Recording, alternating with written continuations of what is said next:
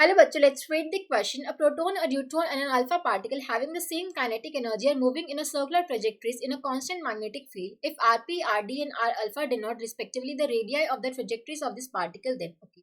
एक प्रोटॉन दे रखा है, एक न्यूट्रॉन दे रखा है और एक अल्फा पार्टिकल दे रखे हैं. ठीक है.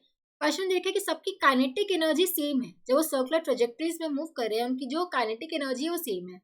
Kinetic energy of proton equals to kinetic energy of neutron equals to kinetic energy of alpha particles. हम बोल सकते हैं half m p v p square would be equals to half m d p d square plus half m alpha v alpha square. हम बोल सकते हैं यहाँ पे जो एम वी स्क्वायर का जो प्रोडक्ट होगा वो कांस्टेंट हो जाएगा, हाफ हाफ कैंसिल हो जाएगा.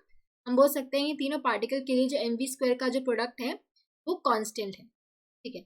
हमें पता है जो ट्रेजेक्टरीज होगी सर्कुलर पाथ की वो क्या होगी, उसकी जो रेडियाई होगी that would be equals to m v by q b. ठीक है.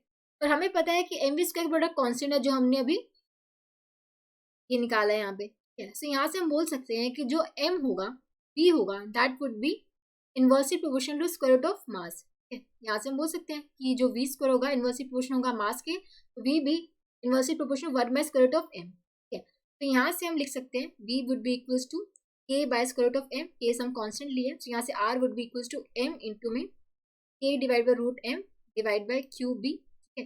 R would be root M divide by q b into में की. अब देखो मैग्नेटिक फील्ड तो तीनों केसेस के लिए सेम होगी, कांस्टेंट मैग्नेटिक फील्ड में जा रहे हैं, तीनों केसेस में वही सेम मैग्नेटिक फील्ड है, के भी कांस्टेंट है. तो यहाँ पे हम देख सकते हैं जो रेडियस है that would be directly proportional to root m by q. ठीक है. रूट एम बाई क्यू के डायरेक्टली प्रोपोर्शन होगी. अब देखो प्रोटोन न्यूट्रॉन अल्फा पार्टिकल इनके लिए मासेस और हम चार्ज लिख लेते हैं.